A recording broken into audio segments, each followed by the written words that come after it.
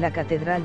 la lujosa cárcel que se levantó para el narcotraficante colombiano Pablo Escobar cuando se entregó a las autoridades en 1991 y de la que después se fugó, se convertirá 20 años después en un hogar para ancianos sin recursos. Escobar ocupó aquella prisión durante poco más de un año desde el 19 de junio de 1991 tras sellar un acuerdo con el entonces presidente César Gaviria, por el que el jefe del cartel de la droga de Medellín aceptaba ir a prisión a cambio de que el gobierno revocara un tratado de extradición con Estados Unidos.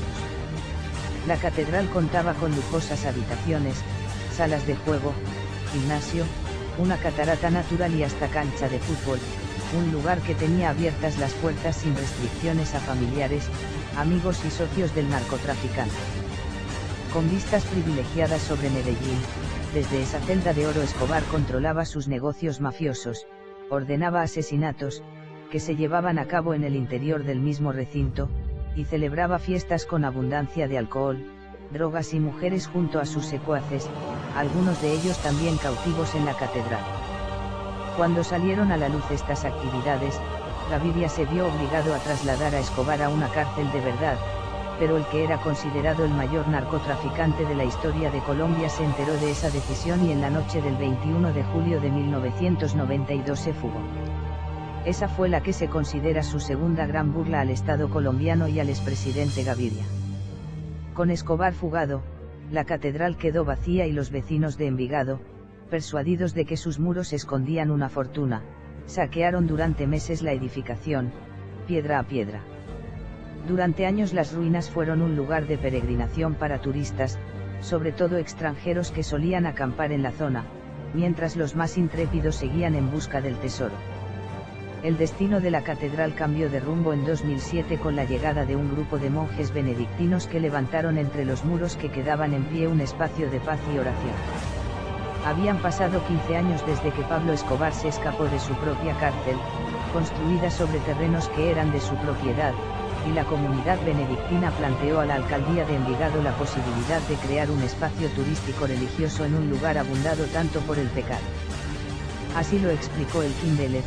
uno de los 4 monjes benedictinos que viven en la catedral prácticamente como ermitaños desde 2007, dedicados principalmente al estudio y a la oración. A pocos metros de las ruinas, los monjes construyeron una capilla, su hogar, una cafetería y una biblioteca para los niños con escasos recursos económicos, los hijos de los mayordomos de las mansiones que rodean el lugar. También crearon un rincón de la memoria en el que figuran los nombres de algunas personalidades de aquella época que denunciaron a Escobar y fueron asesinados, como los políticos Rodrigo Lara Bonilla y Carlos Galán, o el periodista Guillermo Cano, junto a una imagen de Jesucristo elevada sobre una bandeja con armas de fuego. Y en el exterior, un gran cartel con fotografías del capo y la leyenda "Quien no conoce su historia está condenado a repetirla".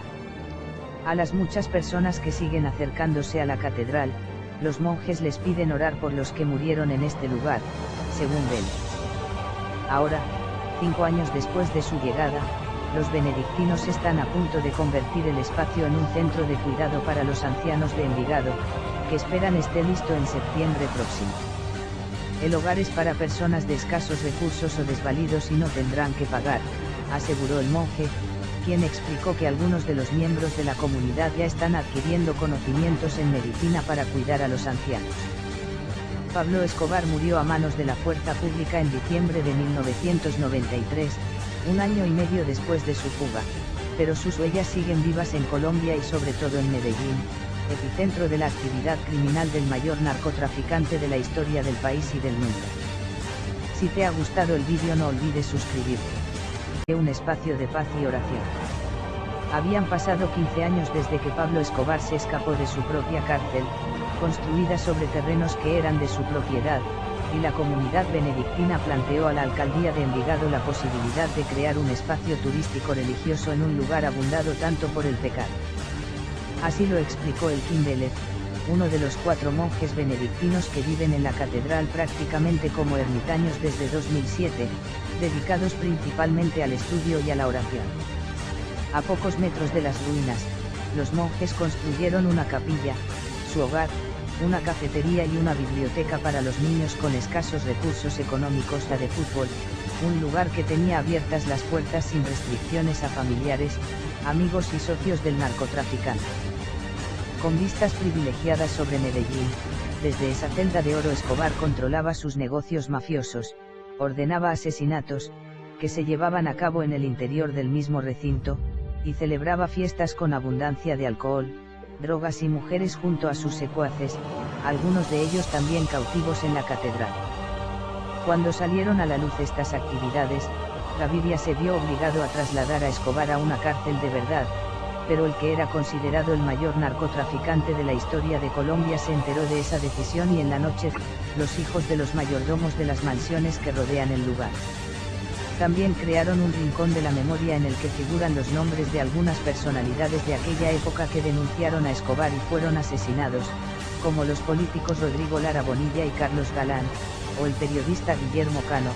junto a una imagen de Jesucristo elevada sobre una bandeja con armas de fuego. Y en el exterior, un gran cartel con fotografías del capo y la leyenda: quien no conoce su historia está condenado a repetirla. A las muchas personas que siguen acercándose a la catedral, los monjes les piden orar por los que murieron en este lugar, según ven. Ahora, la catedral, la lujosa cárcel que se levantó para el narcotraficante colombiano Pablo Escobar cuando se entregó a las autoridades en 1991 y de la que después se fugó, se convertirá 20 años después en un hogar para ancianos sin recursos. Escobar ocupó aquella prisión durante poco más de un año, desde el 19 de junio de 1991, tras sellar un acuerdo con el entonces presidente César Gaviria, por el que el jefe del cartel de la droga de Medellín aceptaba ir a prisión a cambio de que el gobierno revocara un tratado de extradición con Estados Unidos. La catedral contaba con lujosas habitaciones, salas de juego, gimnasio,